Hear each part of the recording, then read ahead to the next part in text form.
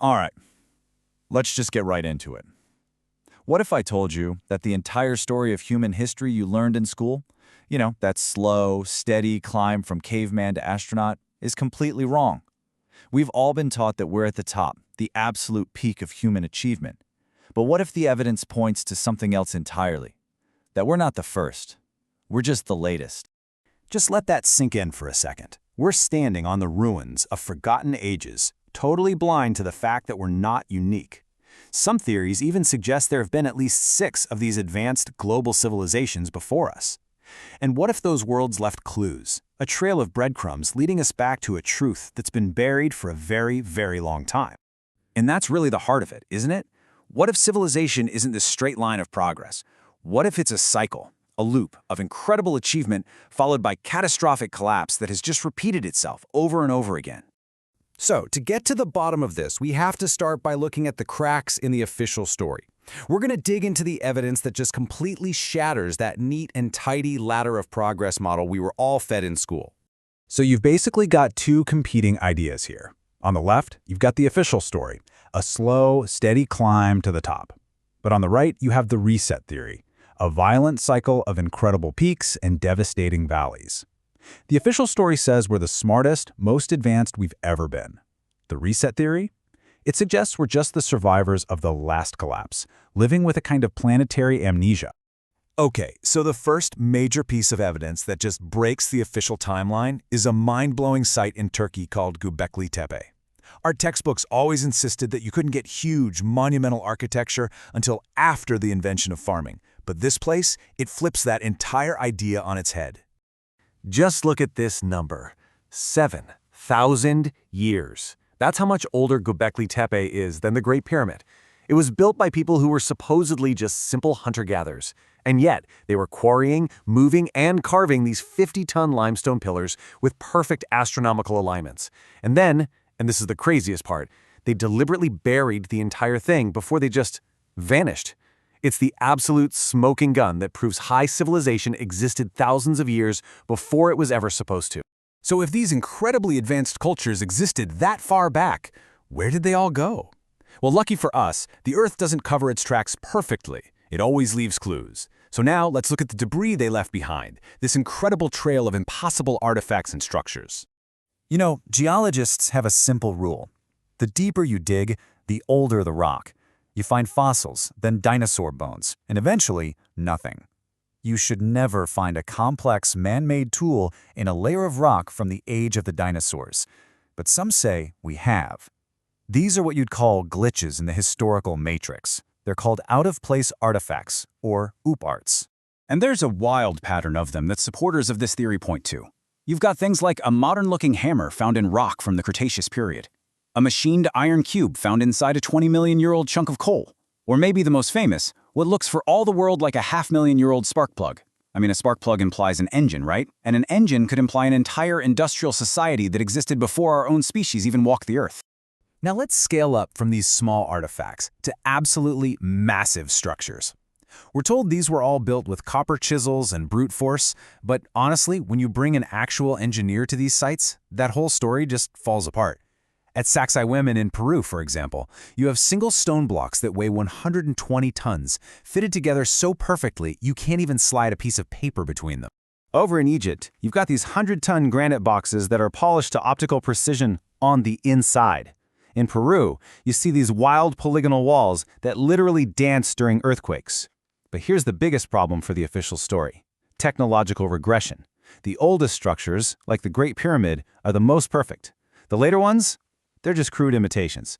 It's the classic signature of a post-apocalyptic world, where the survivors are trying and failing to copy the incredible works of a lost, greater age.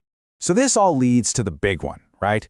If these incredibly advanced civilizations were real, what on earth could have possibly wiped them out so completely that we literally forgot they were ever here? Well, the answer starts with a simple question. Where would they have lived? We humans are a coastal species. We love the beach. But back during the last ice age, sea levels were about 400 feet lower than they are today. That means all the prime real estate, these vast, fertile coastal plains where their biggest cities would have been, is now deep, deep underwater. And guess what? Thanks to things like sonar, we're actually starting to find them. In India, The mythical city of Dwarka was found dated to 9,500 years ago. Off the coast of Japan, there's a massive stone monument that was last above water 10,000 years ago. And off the coast of Cuba, sonar has mapped what looks like an entire city with pyramids 2,000 feet down. The evidence is literally under the ocean. But here's the thing. The sea didn't just rise slowly. The evidence points to catastrophic, violent floods.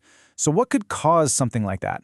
What kind of event is powerful enough to melt the world's ice caps so fast that it floods the entire planet and just ends an entire cycle of civilization? Well, a whole lot of scientific evidence now points to a cosmic culprit. About 12,800 years ago, right as the Earth was warming up, it looks like we passed through the debris field of a disintegrating comet.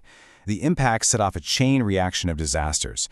First came a deep freeze, a kind of nuclear winter from all the debris blocking the sun. And that was followed by a sudden, violent thaw that caused the exact global floods that are remembered in myths all over the world. This was the Cataclysm Engine, a planetary reset button. The few who survived this cataclysm emerged into a shattered world. They couldn't just write down their history on paper. It would rot away. So they had to get clever. They encoded the truth into the only things they knew would last: stories and the stars. They used this incredibly sophisticated astronomical code based on the precession of the equinoxes, this massive, almost 26,000-year cycle caused by the Earth's wobble. And numbers related to this cycle, like 72, 108, 432, they appear woven into myths and sacred texts from cultures all over the globe, cultures that supposedly never even met. It's like the mathematical fingerprint of a lost, global scientific tradition. And the most obvious encoded message, of course, is the global flood myth. Over 500 cultures, from the Sumerians to the Aztecs, tell the exact same story: a divine warning, a chosen survivor, some kind of vessel, and the preservation of life. Come on, that's not a coincidence. No way. It's the shared memory of a single planetary trauma. So why isn't this stuff common knowledge? Well, according to this theory, it's because there's a kind of systemic knowledge filter in academia. Any piece of evidence that contradicts the established timeline is often just dismissed as a hoax or an error, or it's simply ignored. It's way easier to just kill the messenger than to rewrite every single textbook in the world. And that brings us right here to the present day, and to the most important question of all. If this cycle of cataclysm and rebirth is real, where are we in it right now? Are the gears of that great cosmic clock starting to turn again? When you start to look, the signs are eerily familiar. Our planet's magnetic shield, the thing that protects us from cosmic radiation, is weakening at an alarming rate. The magnetic poles are on the move, big time. We're seeing so-called 100-year floods and fires and storms becoming just normal. The planet's entire energetic system seems to be in flux, just like it probably was right before the last big reset. But there is one crucial difference this time around. We are the first version of civilization in this cycle that has the technology to actually read the warnings. We can analyze the ice cores, we can scan the ocean floor, we can decode the myths. This sudden, widespread interest in our lost history, it might not just be a fad. It could be a species-level survival instinct kicking in, a subconscious preparation for what's next. We are the seventh. We're carrying a flame that's been passed down through floods and fires and ice ages. The ruins of the past, they aren't just graves, they're our foundation. And the myths aren't just stories, they're instructions. The next turn of the cycle isn't necessarily an ending, but it is a transition. And it leaves us with one final, massive thought. The eighth civilization is coming. Are we ready?